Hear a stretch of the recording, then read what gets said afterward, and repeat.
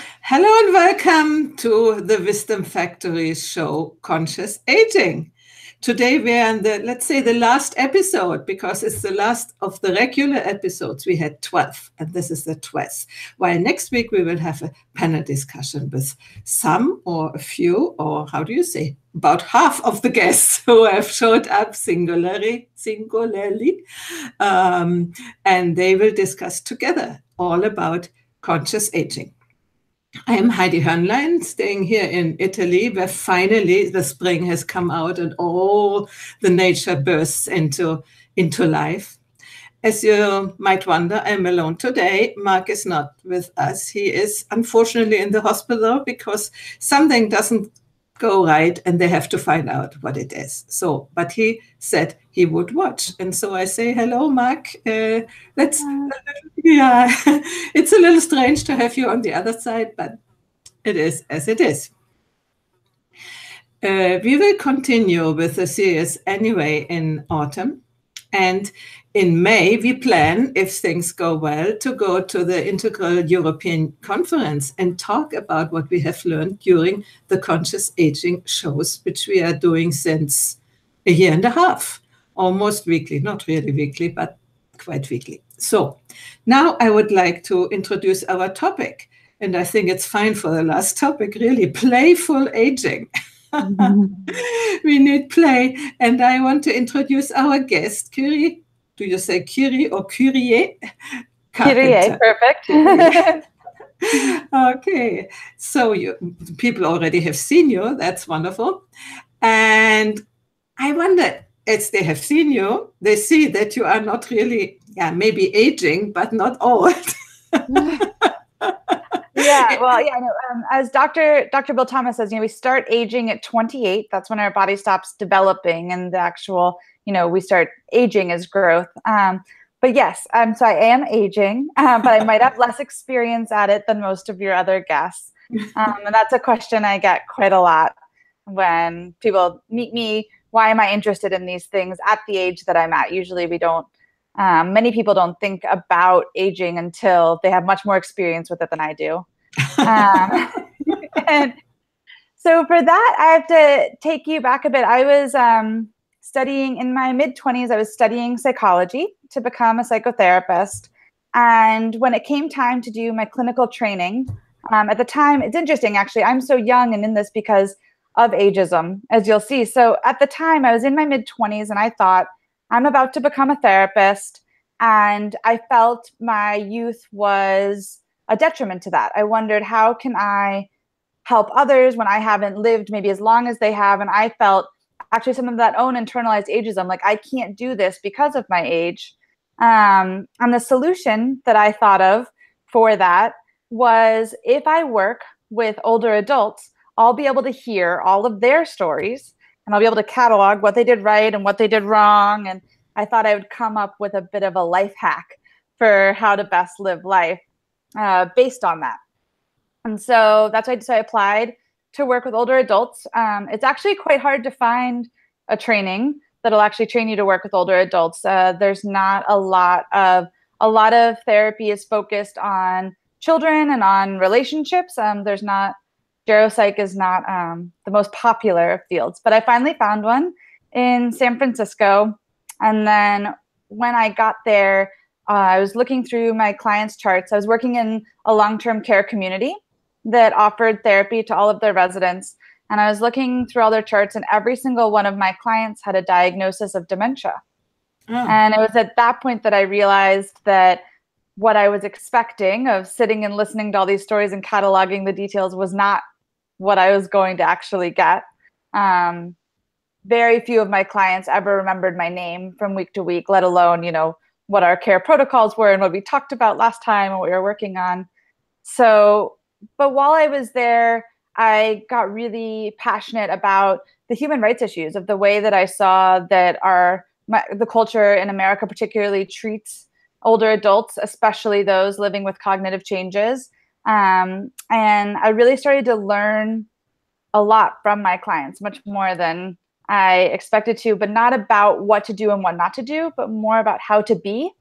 Mm-hmm. One client that I was quite close with, she would never remember my name or really anyone else's, but when she saw someone she knew, she would look them deep in their eyes and say, I don't know you here, but I know you here.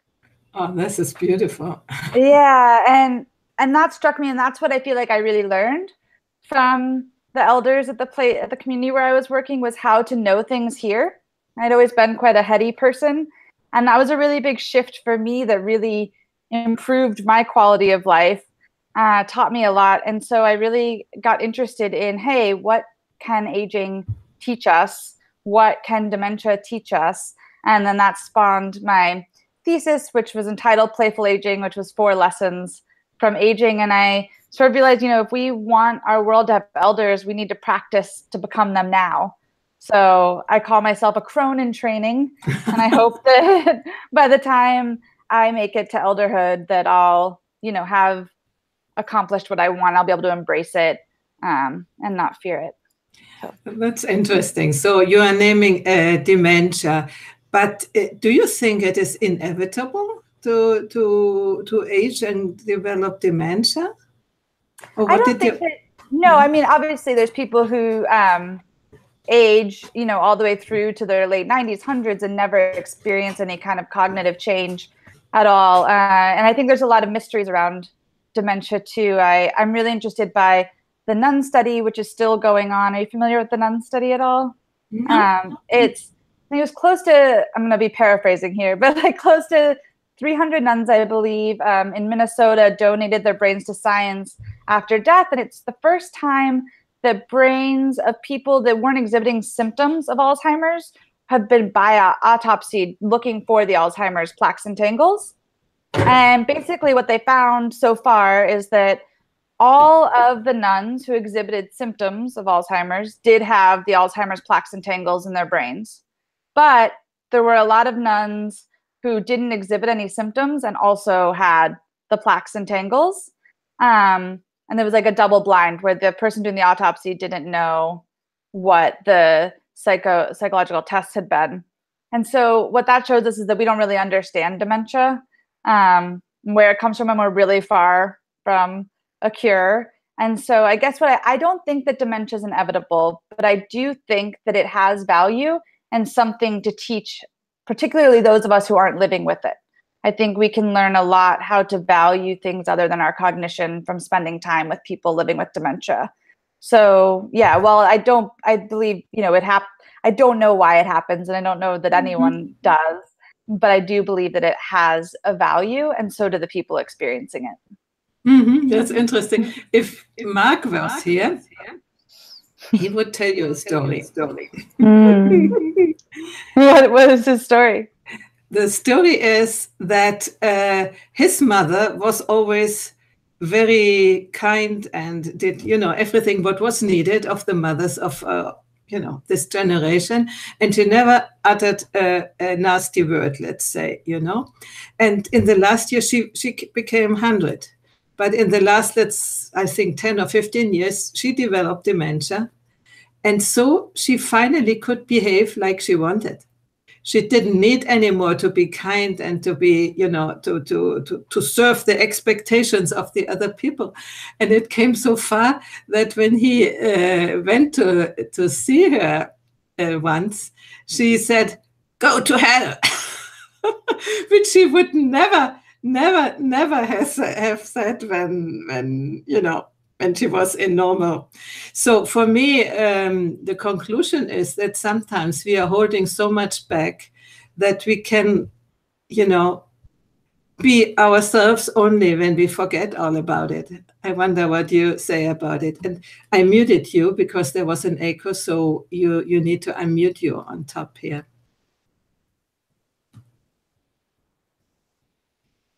Yeah, no, I think that's a beautiful story. And I've seen so many things like that where there's something in someone's life that they didn't work through, in their adulthood and in elderhood because of dementia. They get to process it and to work through it. And I've seen so many stories like that, where there's, and it's painful too. I want to acknowledge that there is real suffering and pain associated with the experience. And I'm not denying that. I'm just saying that there's an and to the conversation, and in the midst of the challenges and suffering that come with all parts of life, there's also the value. like you're saying too, and this value of, yeah, she finally got to express how she really felt. That inhibition was decreased. And so you got to see what her internal process was more like without that, filter on. And I've seen that a lot with the elders I've worked with. I've seen, it's interesting too, even, and none of this is a perfect science. It's all just observation at this point. But remember, there was one gentleman that I knew who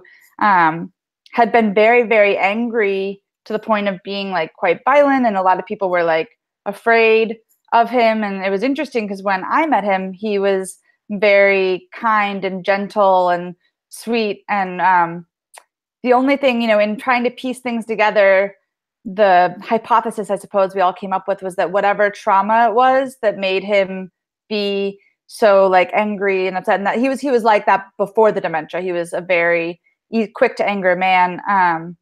Whatever trauma it was that made him develop that way of being was forgotten. And then he was able to be this sweet, kind, loving, more spacious self too. So it's like, it's a really interesting path and thing. If you can look for what are those clues about what's going on psychologically in the depths, in the mystery.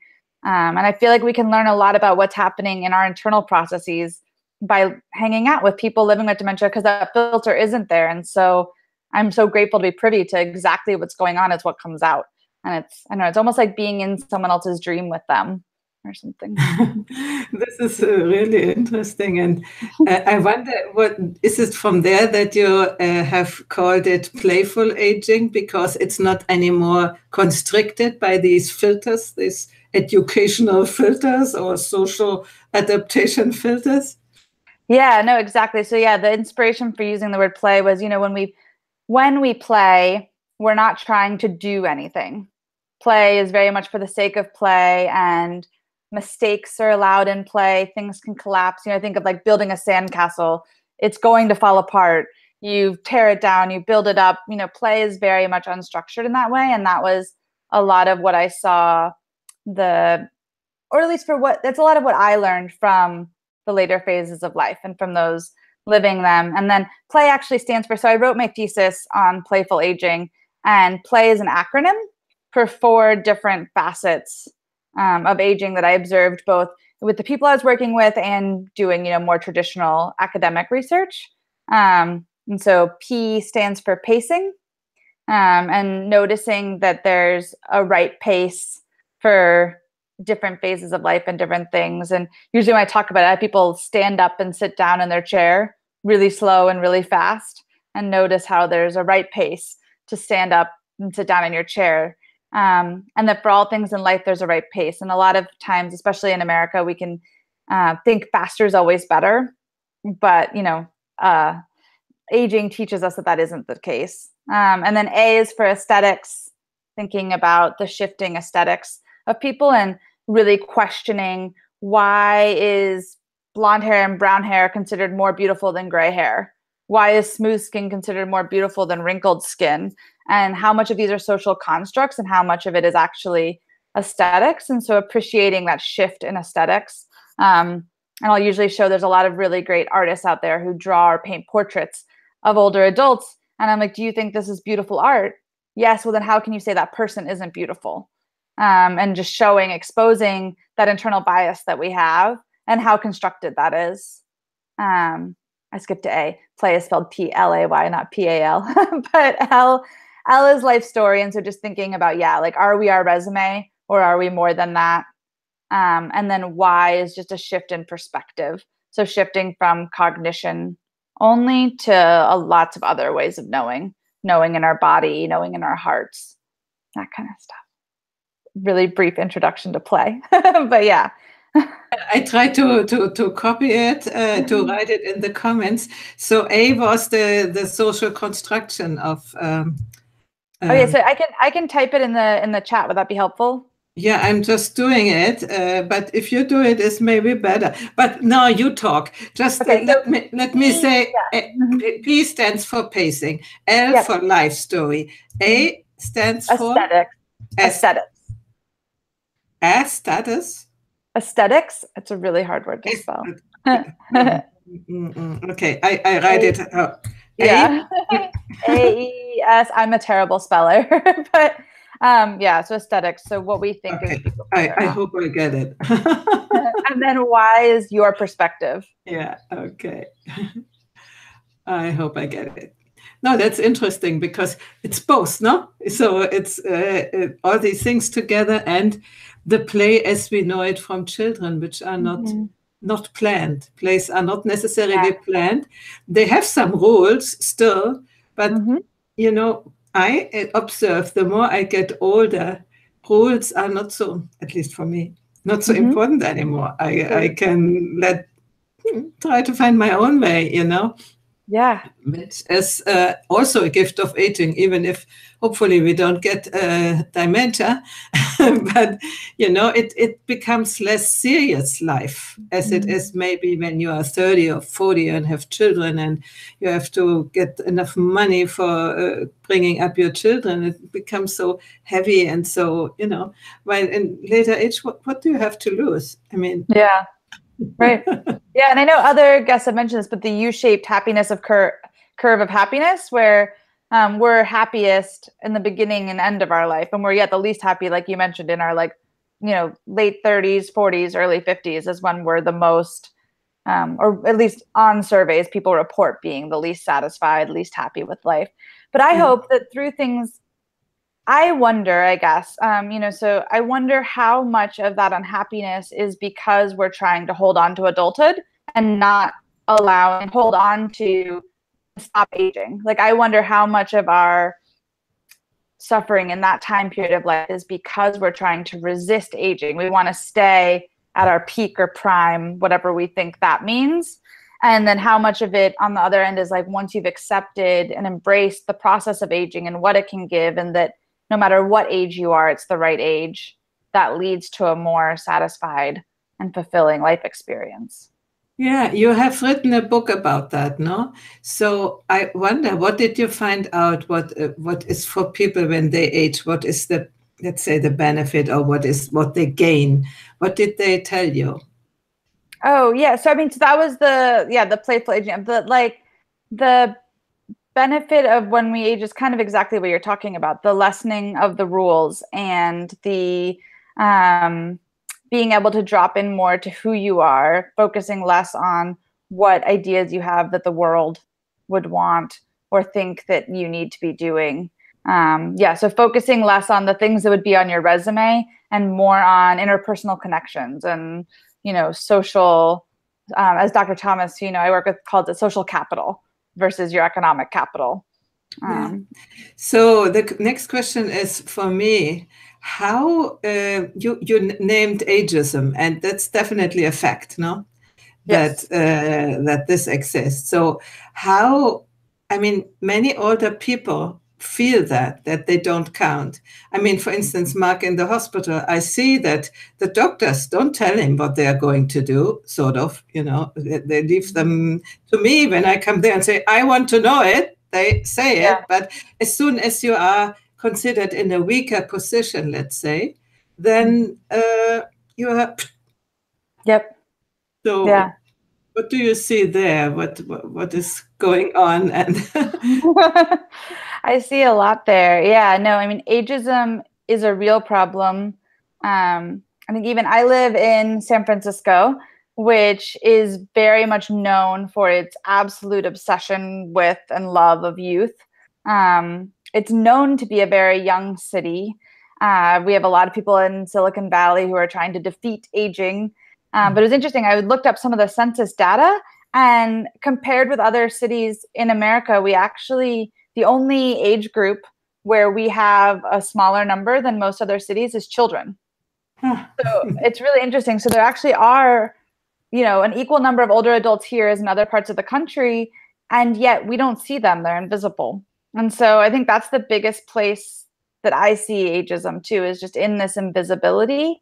And in this denial of existence of this entire group of people.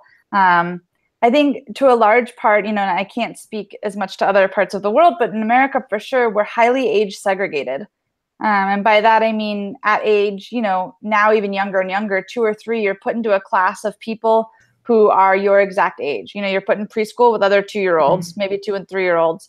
And then, you know, eventually you start kindergarten at age 5, and then, you know, all the way through to college for the most part. And, you know, K through 12, for sure, you're with people your exact, you know, within 9 months of your age. Then in college, maybe there's some, you know, what they call non-traditional students, but not really. Then you start an entry-level job, and more, even our jobs are segregated by age. Then you live in community when you have family, with other people who have families. And then, you know, for older adults, we are creating more and more independent living and assisted living and CCRCs and more little boxes. And then even within those, we divide people up by ability with memory care. And I think that that's a really big, you know, like we've seen with other isms, and we've said that segregation isn't okay based on other diversity factors. I think ageism really shows up in that way, in not wanting to see anyone other than the age that you are, because it reminds you that aging exists. And that's really the root of the problem. I don't know. I could go on and on about ageism, but that's, yeah. In Germany, I know there are projects of multi-age communities. And I find that very, very nice, but there are so few projects as not. Right. But what we don't have in this sense is these aging, how do you say, communities. Mark was in one of those, over 50 places where you cannot have dogs and no visits of children and stuff like this. We don't have that in Germany or in Italy, not at all. Isn't that crazy that exists? Yeah. And I mean, I think all of these things, someone had what they thought was a really good idea. All of these things were created for a specific purpose, you know, with the best of intentions, I believe, but they've had unintended consequences of age segregating us and really decreasing quality of life for everyone. Because, you know, when you take, obviously it's not good for the older adults who are segregated away, but it's also not good for the rest of us who don't then have access to our elders. So.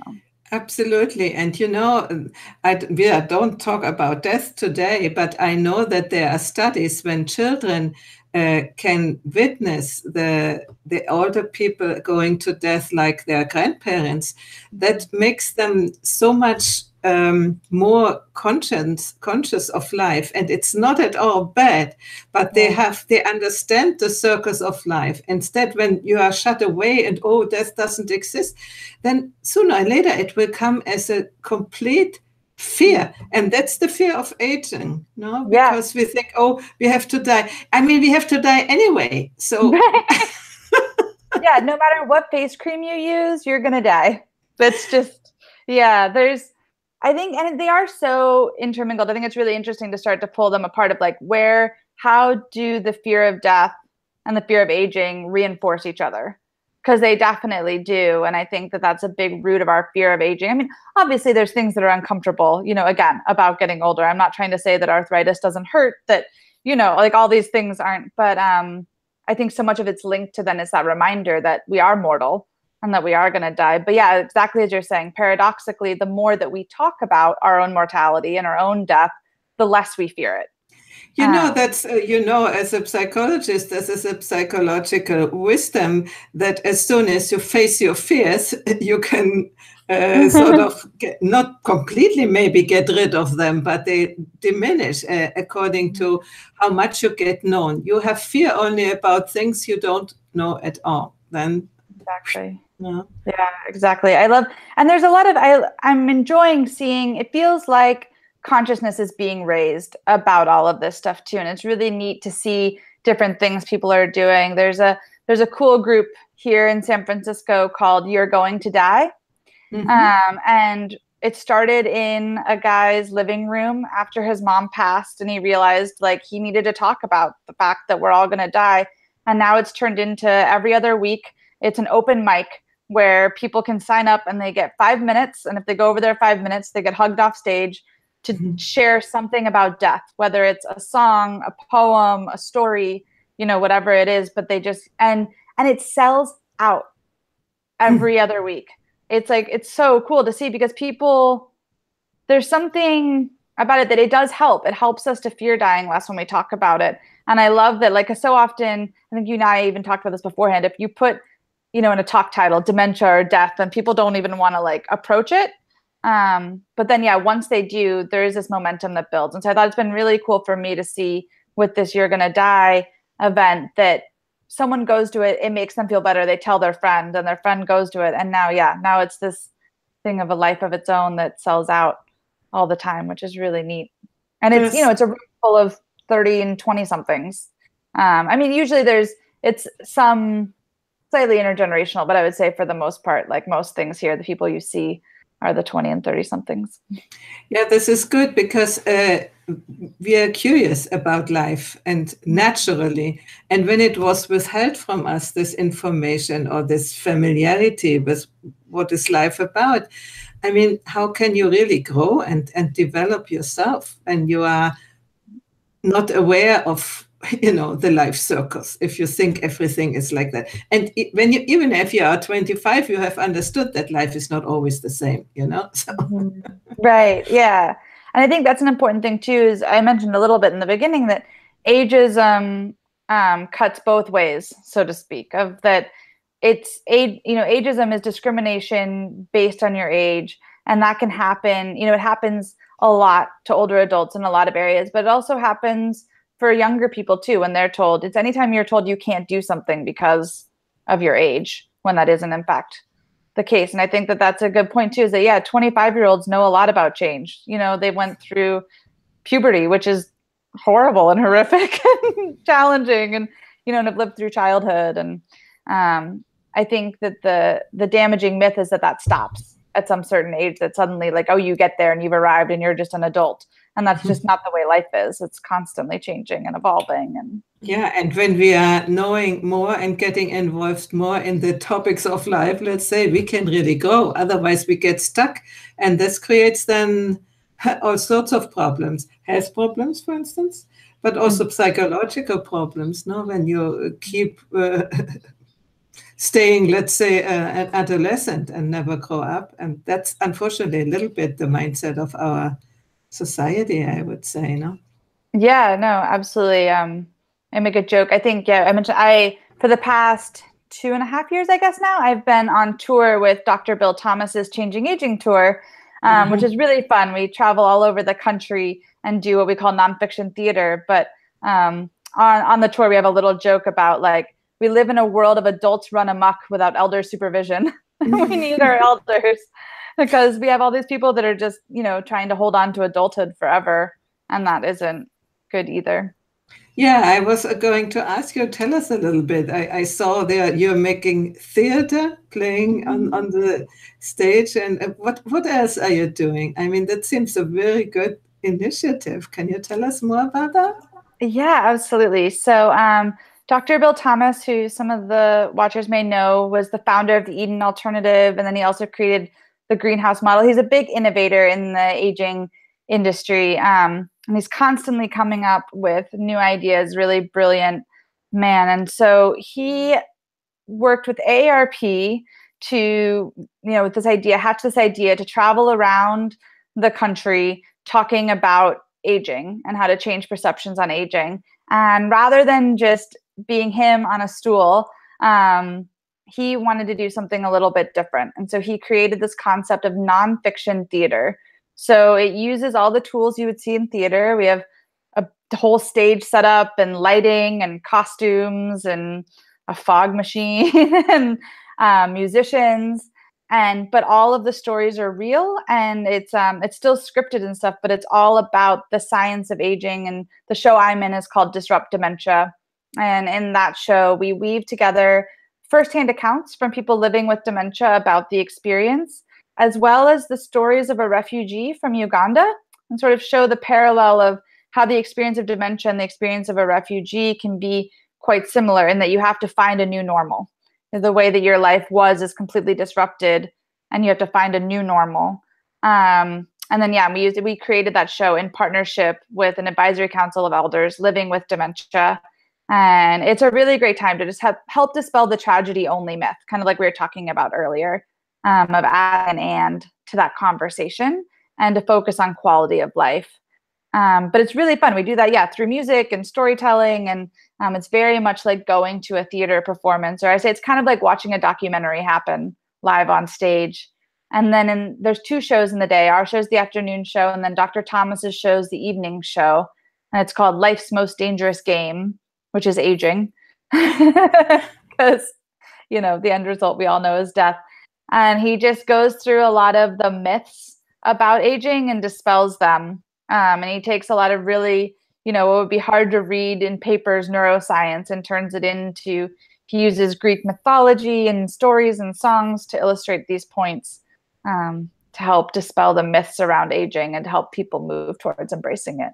But it's really fun. We like ride around in a tour bus around the country, and going to different cities. We usually do 5 cities in a row, different city every night. And I know I never knew when I entered a career as aging, I'd get to like live the rock star lifestyle a little bit. So as we are broadcasting on YouTube, I'm wondering, is there something on YouTube we could watch? Yeah, there totally is. There's so it's called the Changing Aging Tour. And there's definitely little, I could send you links afterwards, or you can look it up. Yeah, there's videos for sure of it. No videos of the full show because we want people to really experience it in the moment. It's really much about the felt sense and connection with the audience. But there's, you know, highlight reels so you can get a bit of an idea about it. That is wonderful. So we have a little bit more of an idea, because it seems to be very unusual. Yeah, it's really, really difficult to describe to people before they see it. And then after they do, they're like, oh, that wasn't what I expected. It's like, there's no way to describe it. Yeah.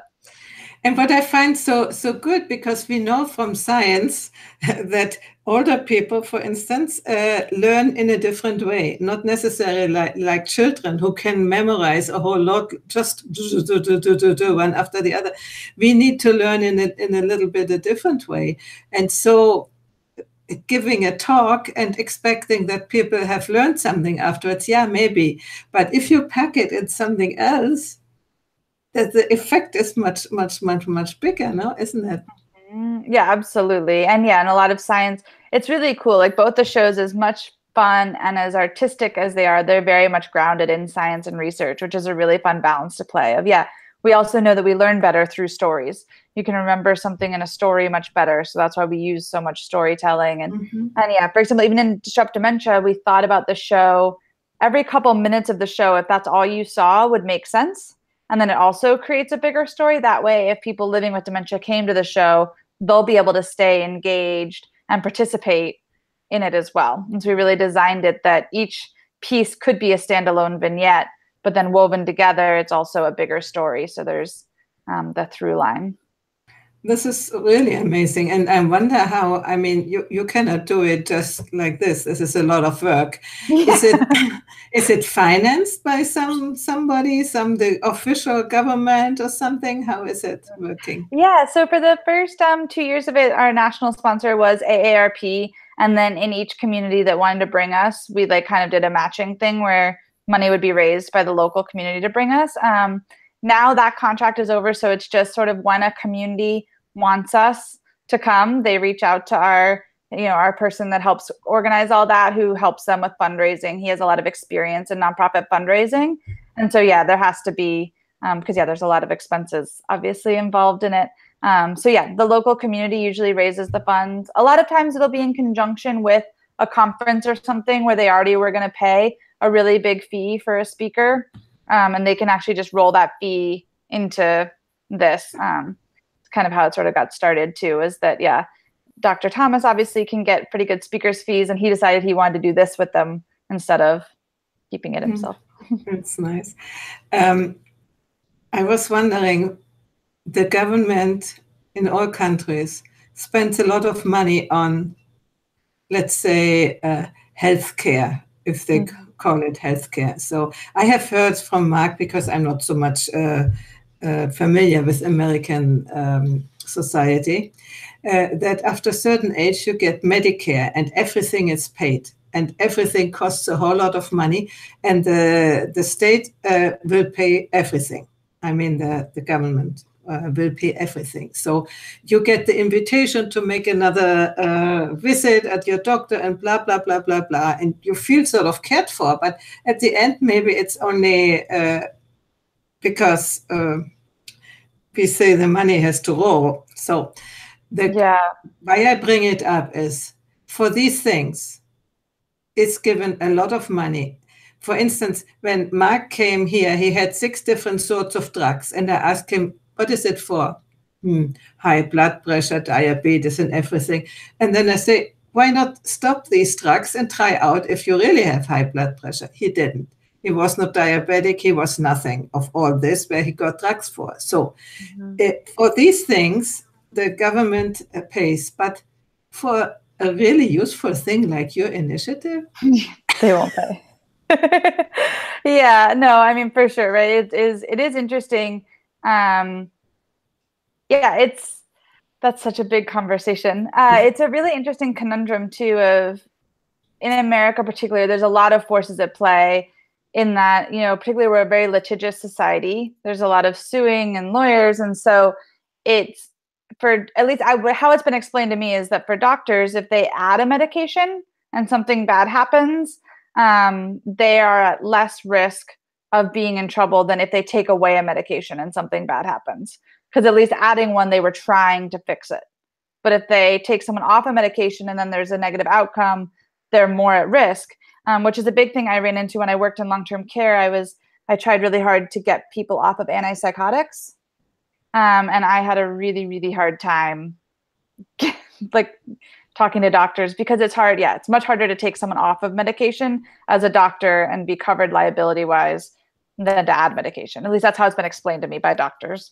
Yeah, I do believe that. But on the other side, there are statistics that one of the main causes of death is not necessarily cancer or heart disease, but it's abuse of drugs. And absolutely. I completely agree. Yeah. You stuff your whole body with all sorts of stuff, which is not assimilated to the body. I mean, if you really need it, okay. But if you don't need it, no, yeah, I mean, on a personal note, I completely agree. As a child, I had a lot of illnesses and I was at the doctor a lot. And it's interesting as an adult now dealing with things more holistically, how much, going to the doctor just means you'll end up going to more doctors, you know? So like, yeah, I experienced that very much as a child. I would have sinus infections, so I would get put on antibiotics that messed up my stomach. So I would get put on stomach medicine, which, you know, messed up something else. And then all of a sudden you're on 20-something medications when no one ever dealt with the root cause of the first thing, which could actually help. Yeah. So our societies have a little bit to change, and hopefully we are able to do that or help a little bit by talking about these things. No? Yeah, I think talking about it really helps, like you're saying too, because now if someone can go into the doctor's office and say, no, I don't want more medication. But I think for a long time there was this idea, I feel like the internet's really helped a lot in that. I mean, I don't think everyone should Google their symptoms, but the internet helps in that people do have access to information in a more equitable fashion. But I think a lot of times people used to go to the doctor and think, oh, the doctor knows best, and not understand all these forces at play that affect the doctor's decision making, you know, and that there's a lot of, I would not want to be a doctor in today's society. It seems like it's so much more about paperwork and stuff than healing, which just seems really sad and hard. The thing is that legislation is always behind the new findings, no? And we know today that only, let's say, material medicine is not really the solution. We need that surgery. When we need surgery, we need surgery. But for many other things, as maybe not indicated, the, let's say, traditional way of medicine. And there's also a missing awareness. For instance, I'm talking about antibiotics. No, I had a tick bite some weeks ago, and by chance we went to the doctor with Mark, and so I said, "How long does it take until this little red surrounding of the tick bite goes away?" I had it for 3 or 4 days, and he said, "You have to take antibiotics." I said, "I have to do what?"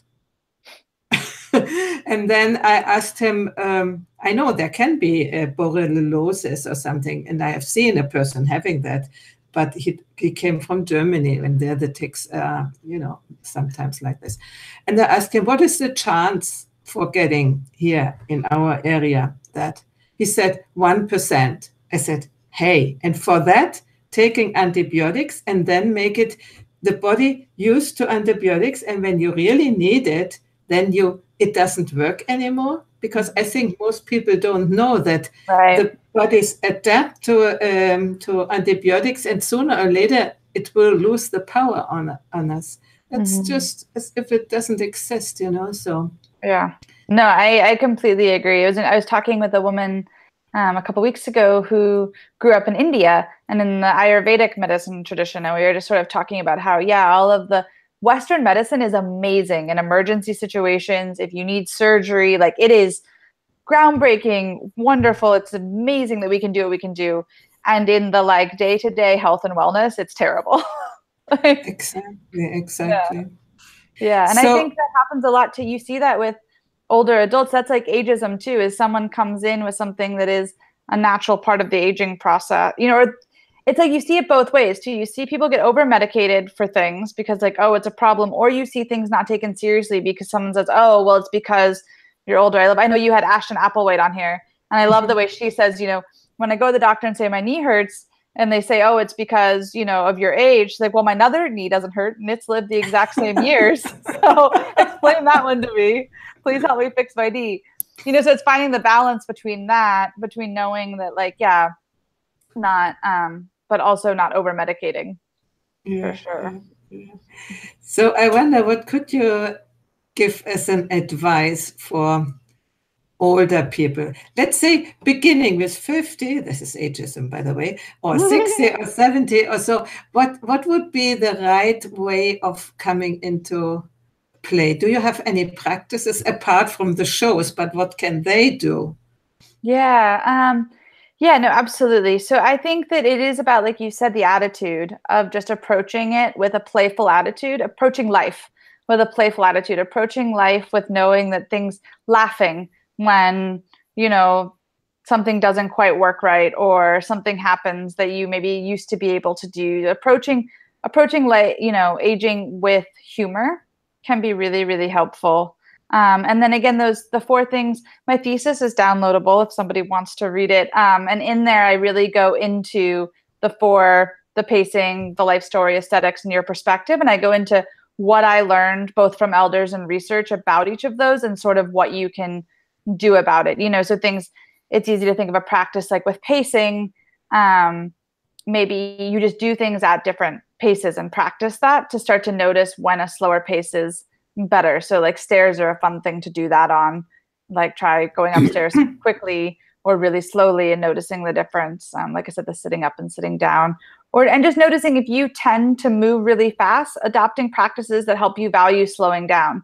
So if you're a really fast-paced person, maybe taking a restorative yoga class, or a Tai Chi class where you're going to really slow down and starting to practice. That's the whole thing about play too, is it's practice now for when we're older. Because the sooner that we start preparing for being an older adult, the less traumatic the shift is, and the less traumatic those severing the ties of adulthood and moving into elderhood are going to be. Because that's where the biggest problem I see right now is people wanting to stay adults forever. I think there's a funny statistic of what age is old. When people are asked how old is old, it's usually 15 to 20 years older than that person's age. Yeah. No matter how old that person is, and I've heard 90-year-olds tell me that they don't want to live with the old people in long-term care. And I'm like, if 90 isn't old, what is old? What they mean something other than old. I'm a big fan of that too. I feel like one of the biggest practices too in helping dismantle your own ageism is when you hear someone use the word old or young, including yourself, ask what they mean by it. What do you mean by old? And then you'll get to what the underlying meaning is, because they don't usually mean chronological age. It's really fun when someone says, oh, I'm too old to do that.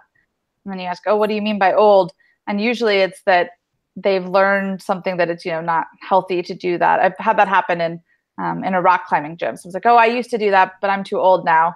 And then upon more conversation, found out that, oh yeah, he realized it was too risky and didn't want to risk injuring, his knee like he had when he was younger. And so it's like, that's actually wisdom. That's not because you're too old. It's because you learned better. You know better now. That's not a bad thing. Yeah, it's absolutely. And then what I also thought, in a little bit you have talked about, we need to change the mindset into the direction that we don't find it as a lack, you know, when you do gymnastics and you see in the demonstration video, I've begun to do daily morning practice with two and things like that, because one of our guests recommended that. And when I see the demonstration videos, they are doing it in a pace which is incredible. And then when I do it, and it's much less quick, and I say, okay, now I have the choice. Or I find myself deficient because I cannot do it in this way. Right. Or I just accept and say, okay, that's so much nicer, do it this way, you know? Yeah. So what I want to say is the self-judgment, which we need to really address and see how often you should be different, you know?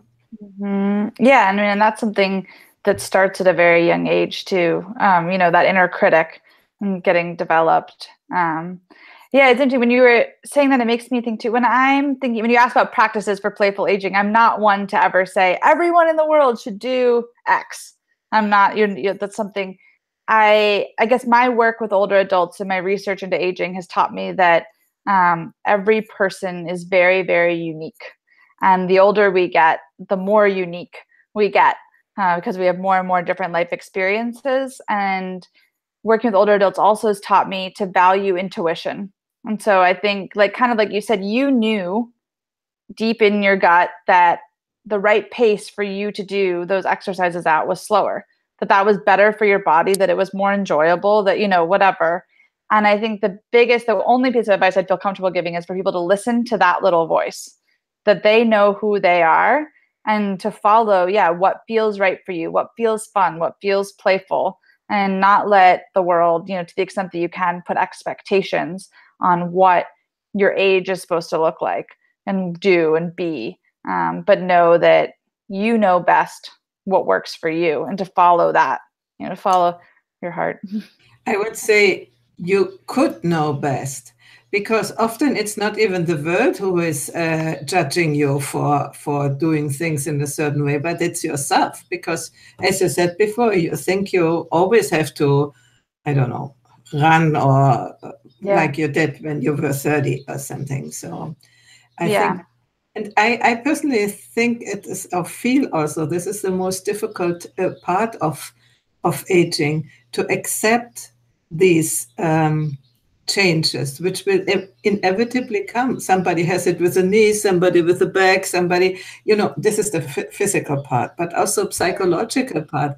There are changes, and maybe they are good, maybe they are not good, but both in your own perspective. No, there is no good or bad in a general perspective. So how to work with that? And I see there is very little support, at least as far as I see around here in the real world, let's say. Maybe on internet, but in the real world, it's really difficult to get conversations about it, because somebody said, come on, it will be better, so it's not really embraced as a topic. Do you know about self-help groups, or do you know about, as we said before, older people taking, let's say, stewardship for younger people, or whatever, or the other way around, younger people for older people? Do you know anything about that? Yeah, I mean, just like groups where there's like opportunities for that kind of a thing. I really like Generations United is a really good organization that does that connects younger and older people. There's also I'm trying to think of these segments, like Helping Hands for the Elderly. There's quite a few organizations out there that connect older and younger adults, or children with adults, or with older adults. But I think it's something we need more of. And I think what you're speaking to is the pervasive internalized ageism that we all hold really holds us back from having conversations. Like you're saying, most older, most people you'll talk to, even, I'm in my 30s, and a lot of my friends are starting to complain about wrinkles and gray hair, and it's like comical. And I'll like bring it up to them, like, hey, like, this is how it starts. Like, if you start like feeling less than because of like a couple gray hairs now, we need to like start beating this now, kind of a thing. And there is this mentality of like, no, because I can still like easily get away with being perceived as like younger, so I will. And it's an interesting, I think we need to start having that's why I'm so interested in this now. We need to start having the conversation earlier, because it does start, it starts really young. I first started hearing my friends talk about being old at 25. Like, oh my gosh, I'm 25 now. Like, that's crazy. And that's, and if you think about that, by the time you get to 65, then you have 40 years practicing that beating yourself up for your age, for something that's inevitable and a natural part of life. Like, that's no wonder internalized ageism is so harsh later on. We've been practicing it for a really long time. It's like a failure, no? That life goes on. Right. Which in the actual failure, it's like so ironic too. I find anti-aging in general is just so ironic, because aging is synonymous with living. It's something that we do. As long as we are alive, we are aging. So anti-aging really means dying, but that's not, So it's funny that it's gotten as much popularity as it has, because if you think about it, etymologically breaking it down, it's anti-living. It's fun. I didn't think about that. Yeah, it's hard. And I think there's a lot of, I hope that in the near future, we're going to see a lot of change around this. It does seem like awareness is growing. Yeah. People are talking more about aging. The fact that the baby boom population is now, entering later adult life really helps, that there's just a lot of people doing it, helps us get to a status quo. I'm working right now actually with Ashton on a project of a clearinghouse for anti-ageism resources. And what does that mean? So it's just going to be a place where you can go and see and get all kinds of resources for anti-ageism. So to help fight ageism, whether they're videos or blogs or, presentations, speakers, but sort of just like a one-stop shop for all things anti-ageism. Mm-hmm. But yeah, and so right now we're working on developing a theory of change for trying to figure out what purpose ageism serves in the world, so how it came to exist in the first place, and from looking at it from that perspective, how we would dismantle it, and then doing kind of a call for resources to help around that, but to have a concerted effort. So be on the lookout for that. I'll be blogging about it and stuff too. But I think there's starting to get more people are noticing and interested in this stuff, and so I'm really hopeful that we'll be able to, cause a shift in the culture around it. And because like I said, from my own experience, I've gained so much by spending time with older adults for my own life, that I want that for everyone else. And if I am lucky enough to live long enough, I want to be respected when I'm older too. Selfish. So maybe you can give us, let me mute you. Okay, I hear an echo. Maybe you can give me some advice, because I was thinking what we are doing so far, we have mainly old people, older people watching it, and this is good. But how can we reach younger people and sort of be grandparents on demand or something? So younger people who could talk with older people about the things they would never talk with their parents or their grandparents. So this is a little bit our backward idea in the head to want to do that. And yeah, it's nice to talk about getting older in our age. And that won't be then necessarily the topic with young people, but to give them some, support in their questions. And so the question for me arises how to reach them, because I'm definitely not in the youth culture, and I do you have any idea how we could do that? Yeah, I think so. Just like anything, that's age segregation again, right? Just even that's like just our world is so age segregated that most of us don't have friends across generation lines, or at least not a lot of them. I can say today, my very young friend, she came for 3 days from Germany. I got to know her when she was 21 10 years ago. And now she is 31 and has a baby. So I was very happy that she came to see me. And this is exactly the generation I would like to talk to.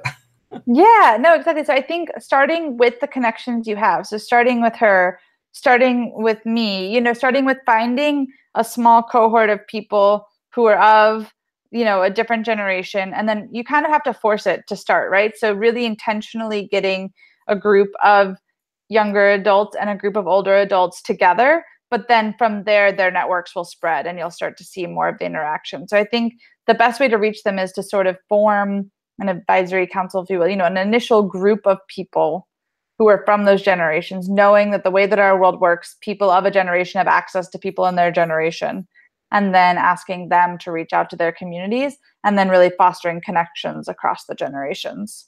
And then the obvious things of social media and whatnot too are huge ways, obviously, to connect. But I think you still need that person-to-person intergenerational connection to start, for sure. That brings me an idea to try to create a new show title or new show series of cross-generational conversations or something like that. That'd be really cool. Yeah. Have you heard of Silverline in the UK? No? It's a little bit different. It's similar to your idea, but slightly different. And I'm actually wondering how much your idea and it could be blended to create something that's even more beneficial. So the idea behind Silverline is it's basically a hotline for older adults to help with loneliness. And so my understanding, at least, of it is that they use like the same bank of numbers that like telemarketers do, but they're reaching out and offering like companionship and someone to talk to older adults who might be isolated. But I'm just wondering about how cool would it be to have it be reciprocal both ways. So not only does it help decrease isolation for the older adult, but it also offers, like you said, like grandparent on demand for the younger adult too, which would be really cool to see something that was, because we definitely we need more connections across the generations. Thank you for this. Is what I love with these talks. They are so co-creative. So I get ideas by talking with you, by talking with other guests. That's really great. And that, as you see, I'm ignited. I thank you very much for that. Yeah, absolutely. Thank you so much for talking. And please be sure to send my well wishes to Mark. Yeah, thank you. I'm sure he tries to listen to us with his little tiny cell phone, which he doesn't even know well to handle. But I'm glad that at least a little bit he will have seen. And I hope that next week for our panel discussion, he will be back with us. And you will be back with us too. Yeah. And we stay connected. So we have about 2 or 3 minutes. I'm wondering, first, I'd say my takeaway. It was very inspiring to talk with you, and your natural way of being is beautiful, really beautiful. And that you do this topic, which normally we feel so, let's say, alone in our generation. This is even greater. And maybe you can also be, by doing this, an inspiration for more young people to take care for their own older age and for that of other people. That's really great. So that for me is the takeaway of today, and I thank you very much. Now I give you the chance before we stop to say still something which you think you really need to say. Well, no, thank you. Yeah, I loved how co-created this is. Thank you so much for having this platform. I really believe in having more of a conversation is so much better than just one person fire hosing information at other people. So I really thank you for the format of this. And it was a really inspiring discussion for me as well. And thank you for the encouragement to continue to try to inspire my generation. That is why I call myself Crone in Training, in the hopes of inspiring others to take up that too and begin to train with me to be the elders. But yeah, this is wonderful. I hope to be in touch soon. Yeah, thank you very much. And everybody who has watched now or will watch later, please write your comments, contribute, because we're talking about invisibility. Older people are so invisible. They don't stand up and present themselves. And I think we have to learn it in every age. And by the way, when we go to the Integral Conference in May, I will hold a sort of a workshop about becoming visible, the journey into visibility, because I think it's really so important that we don't, say, life is like this and it's always been like, no, we have to show up. We cannot expect other people to get us out of our holes. We have to do it. And what we are doing here is part of my journey into visibility. So I love it. Well, thank you for being brave and being visible and talking about this stuff. It's awesome. I'm so happy to have been with you today. Okay, thank you very much. And people, next week is the panel discussion. Please come back, and the wisdomfactory.net. Oops, here is my handwriting. You will find the whole series and all the previous episodes. We are just changing the website, so most of it is available in the new form. The rest is in the old form, but you will find everything. And it's about, I think, 40 or even more conscious aging episodes, and many others about conversations that matter, where we talk about psychology, philosophy, environment, and all other things. And we have a women's group in German and one in English. And then we have a whole series about relationships. So please come and show up and say yours and collaborate. You can also ask to be our guest. We are happy to talk with you. Okay? So again, Kyrie, it was wonderful. Thank you. Wonderful. And see you next week. Bye-bye. Bye.